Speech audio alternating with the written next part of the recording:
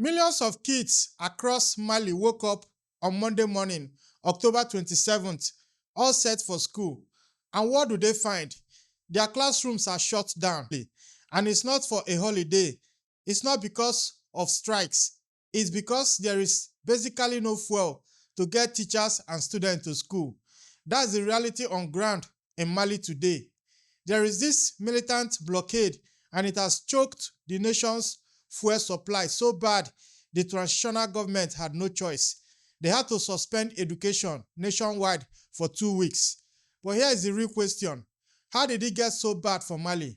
How did they come to this point? How did Mali, a country sitting on some of the richest gold deposits in Africa, get so vulnerable? Well, the answer, it takes us deep into the heart of what's really happening in the Sahel.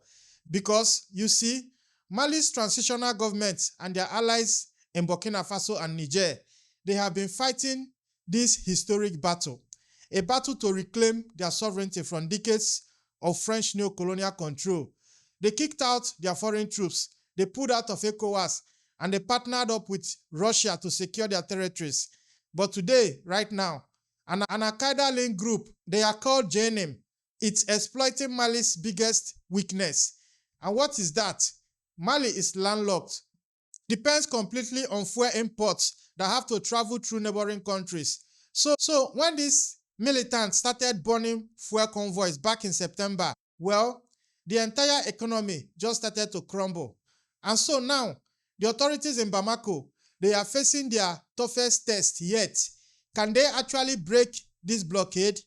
Can they get the schools reopened before more damage is done? Or is this crisis a crisis made worse by years of instability that came right after Western military interventions? Is this going to be the government's breaking point? Look, this isn't just about fuel shortages. This is about whether Africa's whole sovereignty project can even survive when militant groups decide to wage economic warfare against nations that are just trying to chart their own path. So in this episode, we are going deep. We are going to look at how this fuel blockade brought Mali's education system to its knees. We'll look at how decades of conflict created these terrorist networks that are now strangling the country. And we are going to explore why this crisis right here will determine the future of independence movements all across Africa. Let's get into it. An entire nation's children can't get to school, and it's not because of war, not because of poverty, but because there's just no fuel to get them there. Because on October 26, 2025, Malian education minister, he got on national TV and he made an announcement. He said all schools and all universities right across the country will be closing for 2 weeks. And it started the very next day. The reason he gave was stark. It was unprecedented. These disruptions in fuel supplies, they made it impossible for teachers and students to commute. By that Monday morning, October 27, the classrooms, they should have been filled with the voices of millions of students.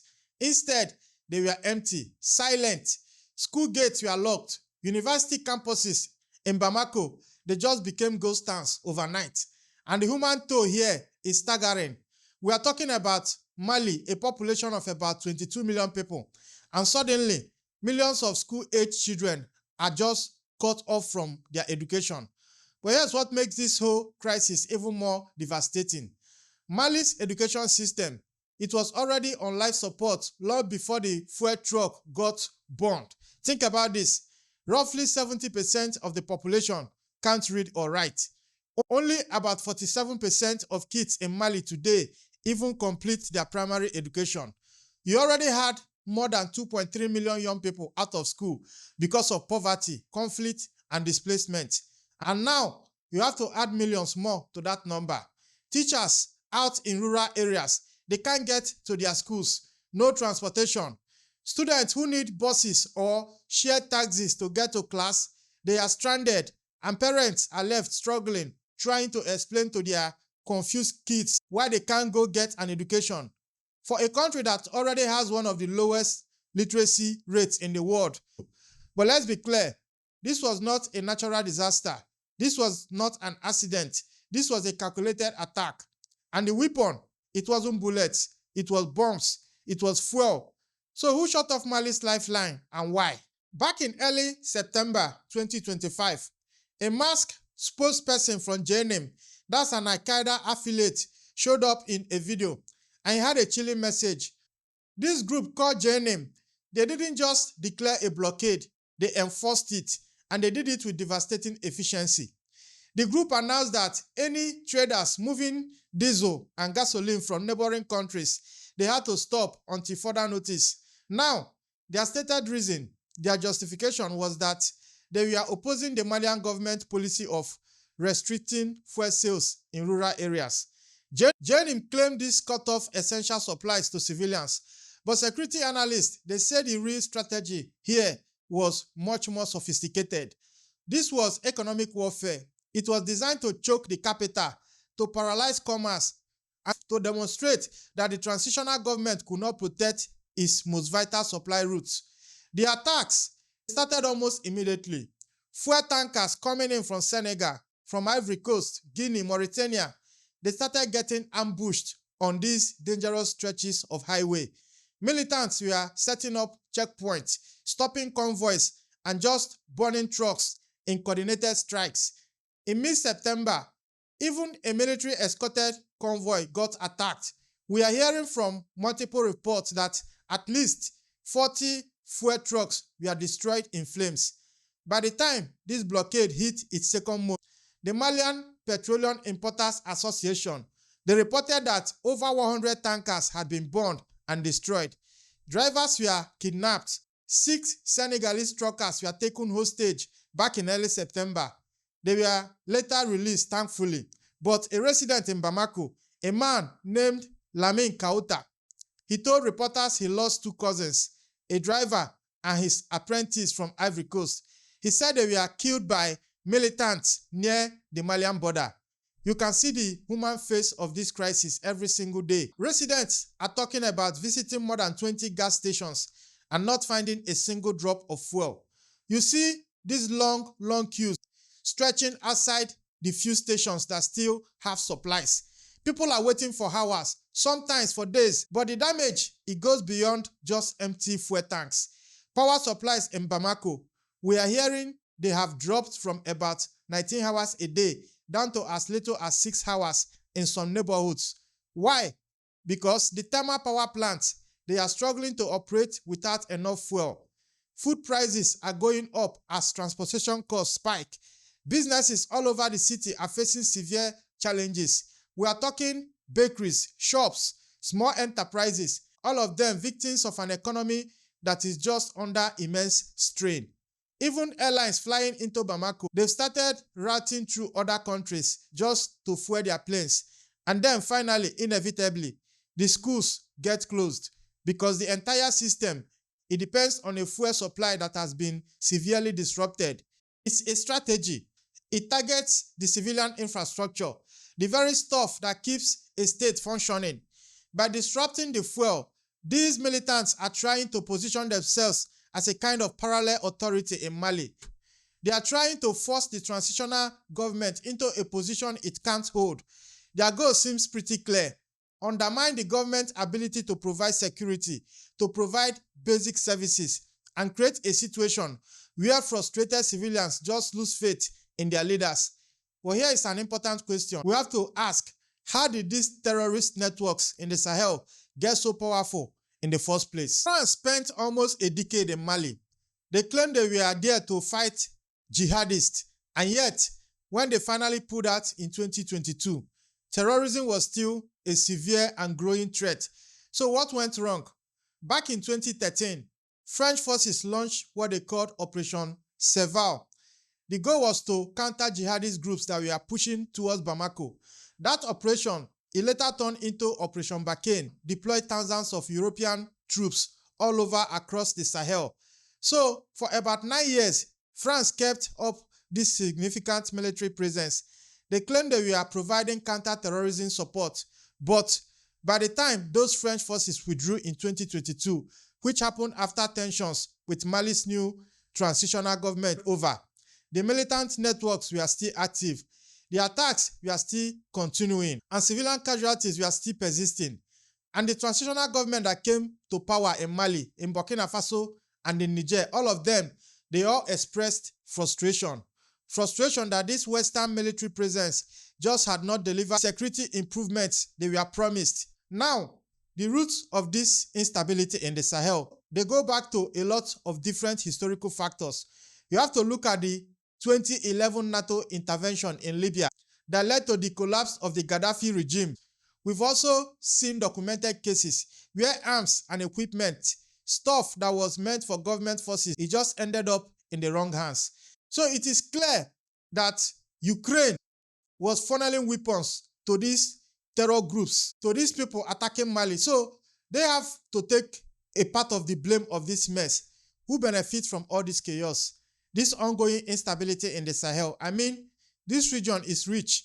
It's rich in gold, in uranium, and other resources. It's essential if you want to make sense of the crisis happening right now in the Sahel. So when Mali's transitional government asked the French to leave and kicked out those foreign troops, they knew there were a risk. They knew they would have to find other security arrangements. What they probably didn't see was just how hard it will be to build their own domestic capacity, especially while facing down militant threats and international isolation at the same time. Mali made a strategic choice: end the French military presence and go find alternative security partners. The big question now is, will this gamble pay off, or will the country just find itself dependent on other external forces? See, after they asked the French to leave, Mali's transitional government faced a challenge. It's a challenge a lot of post-colonial states faced. How do you build up your own security capacity when your institutions have been weak for decades? The answer they went with, it was controversial, but it reflected the options they felt they had. They decided to partner with Russia, unlike the Western powers who always attach political conditions about democratic transitions and governance reforms to their support. Russia offered security help with fewer public demands about Mali's internal politics. Russian contractors, they have been conducting operations across Mali. They have engaged militants in combat, and they have provided convoy escorts for critical supply routes. And there have been tactical successes despite all the challenges. They have had operations that targeted militant positions, and it demonstrated the transitional government commitment to dealing with these security threats. Now, for a regime that is facing international criticism, that is facing Western sanctions, this Russian partnership, it offered an alternative, and it came at a moment when their options looked pretty limited. But this partnership has faced major challenges. That ambush back in July 2024, that was a devastating blow. We are talking about 84 Wagner fighters and 47 Malian soldiers killed in one coordinated attack. That loss, it did serious damage to the reputation for effectiveness that Wagner had been building. And right now, as these fuel convoys are getting attacked, as dozens of trucks are reportedly stranded, just waiting for military escort, you have to ask questions about capacity. It's unavoidable. The Russian contractors, just like any foreign force, they can't be everywhere at the same time. They cannot single-handedly secure an entire nation's supply routes. But here is the critical context, the part that is almost always missing from Western media coverage.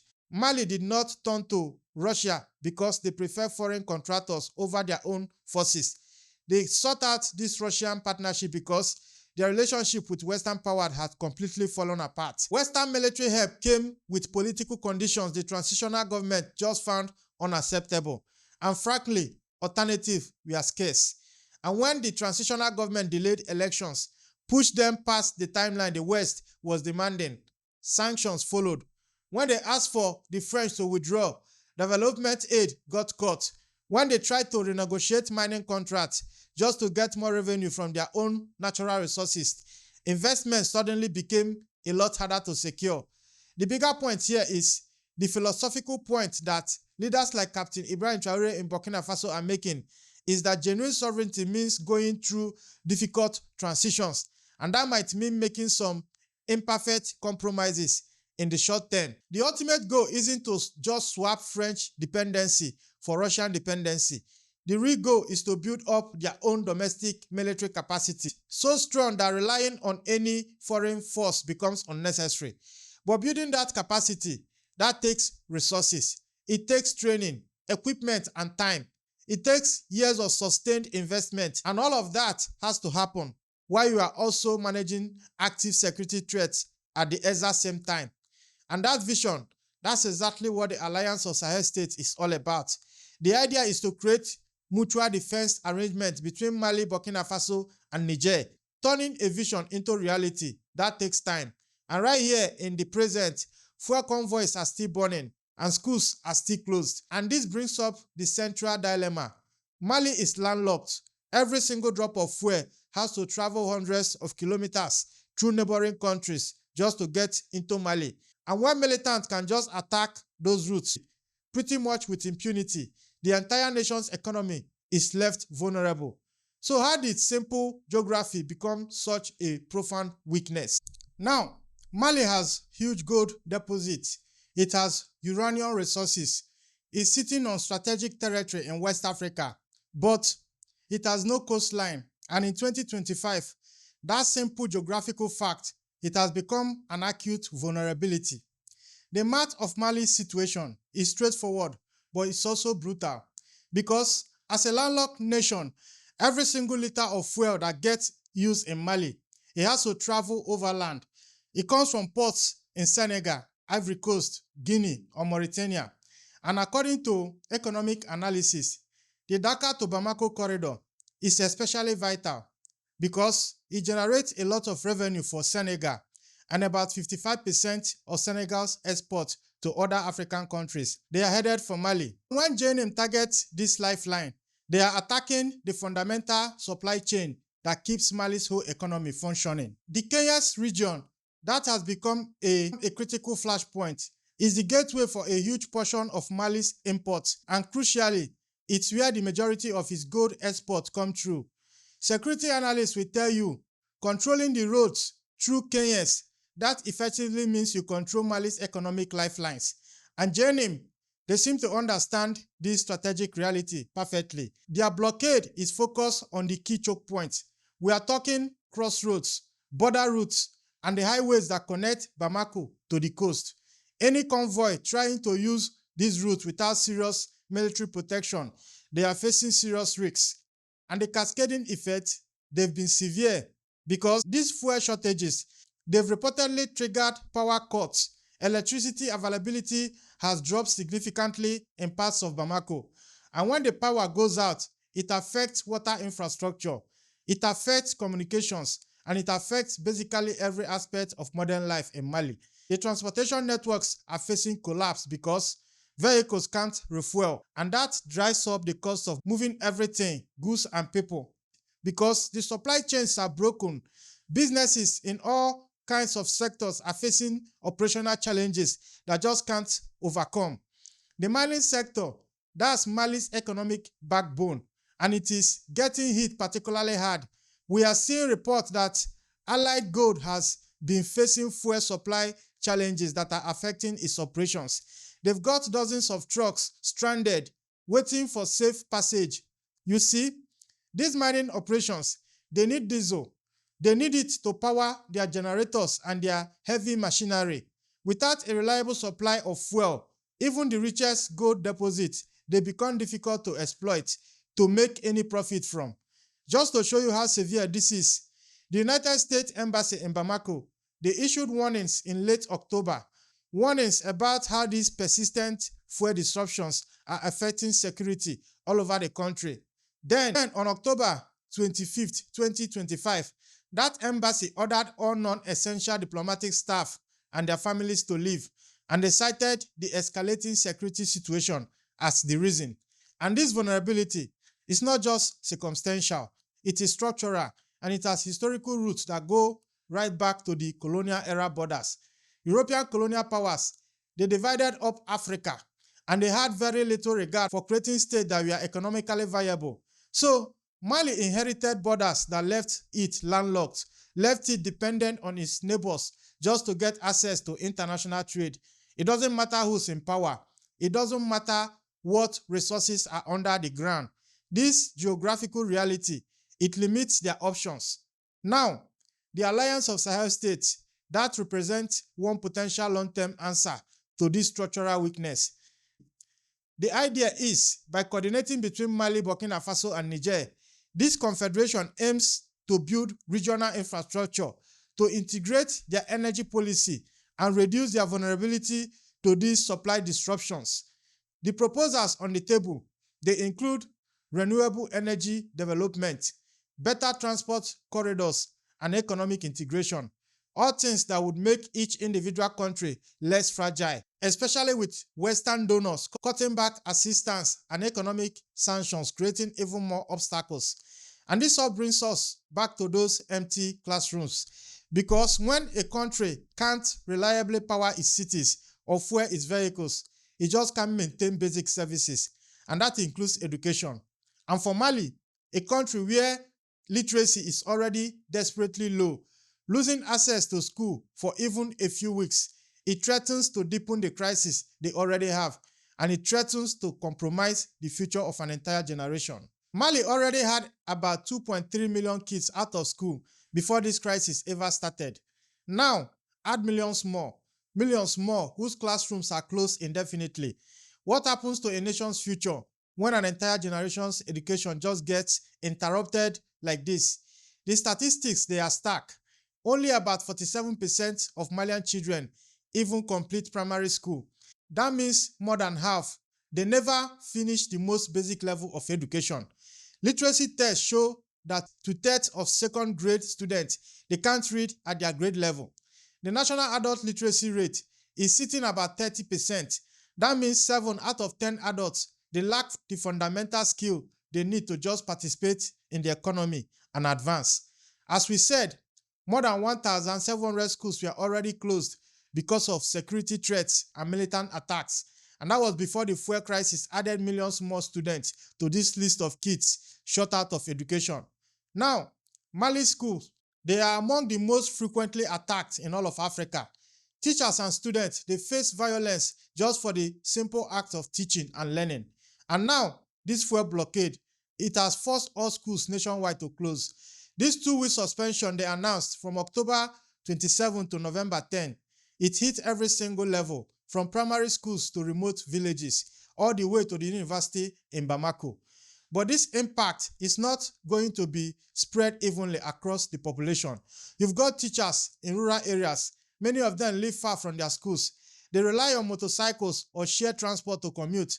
And now, they are finding those routes are either impassable or just way too expensive. Without fuel, they just can't reach their students. And in regions like Mopti, where literacy rates are already some of the lowest in the entire country, this interruption is threatening kids who are getting the weakest education services even in normal times. And girls, they face particularly serious risk. Female enrollment in secondary school in Mali is about 15%. That's already a huge gender gap. And research on these kinds of disruptions, it always shows the same thing. When school is interrupted, families are more likely to keep their girls at home to do domestic work or for early marriage. And many of them, they never go back to class. So every single week, these schools are closed.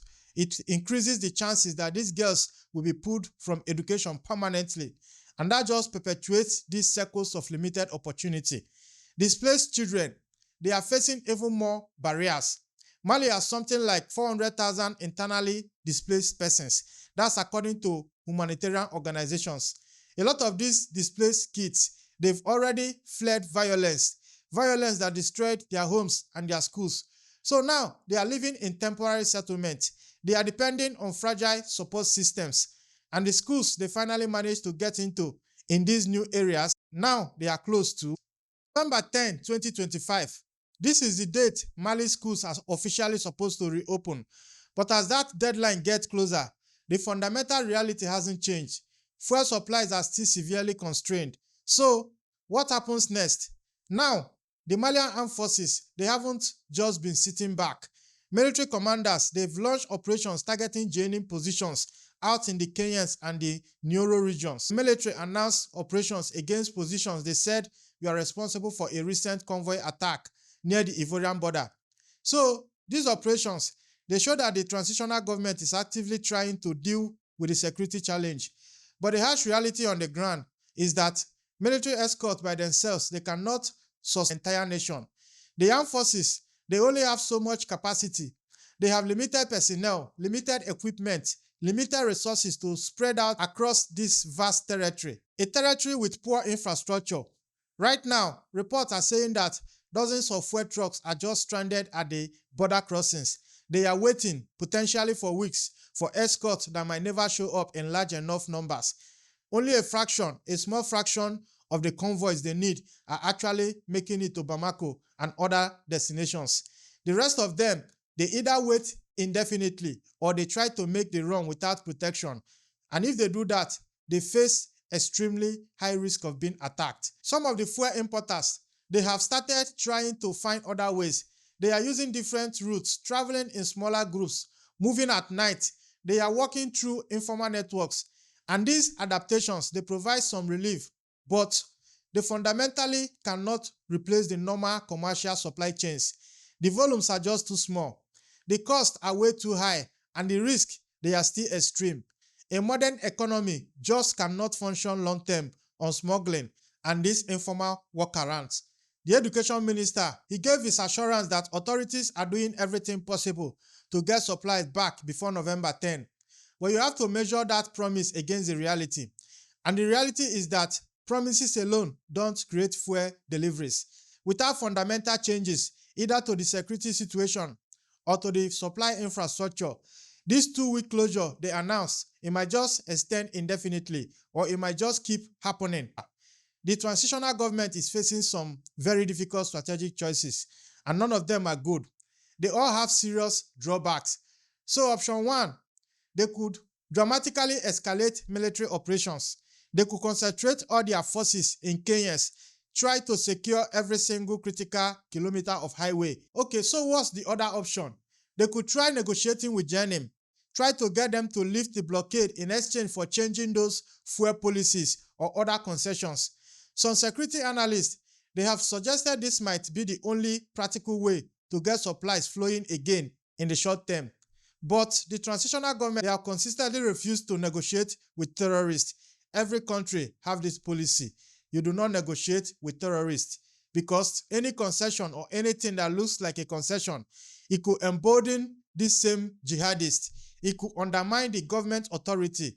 So this approach, it just seems to be a political non-starter for the current leadership. Then there is the third strategic option. This one is the most ambitious, but it's also probably the most necessary if they want long-term sustainability. And that is go for a fundamental transformation, one that reduces their vulnerability to crises like this. And this is where the Alliance of Sahel State concept becomes so crucial. Mali has extraordinary potential for solar energy. We are talking average daily solar irradiation between 5 and 7 kilowatt hours per square meter. This is among the highest levels anywhere on Earth. And yet, as of 2022, Mali's total installed electricity capacity was only about 789 megawatts, and roughly 60% of that depended on imported petroleum products. The national electrification rate is sitting around 53%, and when you get out to the rural areas, it drops to about 25%. So the infrastructure they need for genuine energy independence, it just doesn't exist yet. Building it, that will require investment estimated in billions of dollars.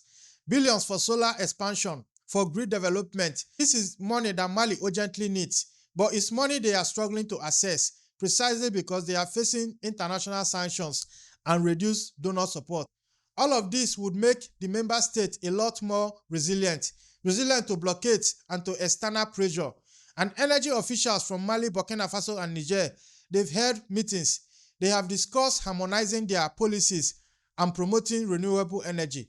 The plans, they exist on paper, plans for infrastructure projects that could fundamentally reshape the entire region's vulnerabilities. But translating that vision into concrete reality, that takes sustained time. It takes enormous resources, technical expertise, and political will. And an urgent crisis like the fuel shortage they have right now, it demands an immediate response, a response that long-term infrastructure just can't provide. So this crisis, it exposes a fundamental challenge for African countries that are trying to pursue greater sovereignty. Declaring independence, that's one step, but building the economic infrastructure, building the energy systems to sustain genuine autonomy, that requires patience, years-long effort. It requires billions in capital investment, and it requires international environment that supports that transformation, not one that undermines it. And Western government, they showed they were unwilling to support this path. They showed it when they cut assistance, when they imposed sanctions, when they withdrew development funding, all because of foreign policies made by this government that they didn't like. Russia, they are providing military support, but they cannot by themselves finance the massive infrastructure transformation Mali desperately need to get energy independence. And other potential partners, they exist, but those relationships, they take time to build and they come with their own set of complexities. And that's why Mali's fuel crisis, it has become a test case with implications that go far beyond its borders. Think about it. If JNIM can successfully strangle a sovereign government using economic warfare, you can be sure that other African states trying to forge their own independent path, they will take note. Leaders all across this continent, they will be watching and they will observe that challenging the established partnerships, it comes with severe cost that their nations might struggle to bear. The implicit message would be crystal clear. Accept dependency or face economic pressure that can cripple your state. But on the other hand, if Mali survives this crisis, if it begins to adapt its energy system, and if it proves that the government can withstand this kind of pressure, then sovereignty movements all across Africa will gain important validation. It will be evidence that self-determination is still possible, even when you are facing massive external challenges and internal threats. Other nations, they might just draw inspiration and confidence from Mali's resilience. Those children back in Bamako, the ones asking their parents why they can't go to school, they deserve an answer. The deeper answer is about whether African governments can build the infrastructure they need for genuine independence, or whether armed groups and external pressure will just continue to disrupt nations that are trying to chart their own autonomous path. November 10 is approaching fast, and whether Mali's classrooms actually reopen on schedule, that remains genuinely uncertain. The government promise it has to confront the reality of ongoing supply constraints and ongoing security threats. Now, if you have watched to this point, this is Frontline Africa, where we talk about geopolitics from Africa's own point of view, where we bring you the stories with the kind of details mainstream media does everything to avoid. Now, I have one particular question I want to ask, and it might be unpopular to some of my audience, but it has to be asked. At some point, we have to confront this reality. It has gone on for far too long. The transitional government, I'm talking about the government of Assimi Goïta, it came to power because he accused the civilian government of failing to fight this terrorism. Now, 5 years later, they are still struggling with this same problem. For how long will we keep making excuses for the Malian government? For how long will we keep making up excuses why this crisis? Yes, we know for sure there are external factors that is leading to this crisis. We know Ukraine is playing a part. We know there are sabotage operations. We know all of this. But that is why they are sovereign governments. They have built relationships that will help them counter this insurgency. They have to deliver results because time is ticking. Time is ticking fast. It won't be long until another faction of the military say, you know what, you have tried your best. We'll take it from here. Or something like massive protest of civilians revolting against the failures to combat this insurgency. Now go to the comment section and tell me what you think about this. Do you think the government in Mali is handling this the right way? Or do you think that more needs to be done to solve this problem once and for all? And if you want to see more of my content, maybe consider to subscribe and turn on those notifications. I am your host, Ezekiel Enejeta, and I will see you in the next one. It's a bye-bye for now.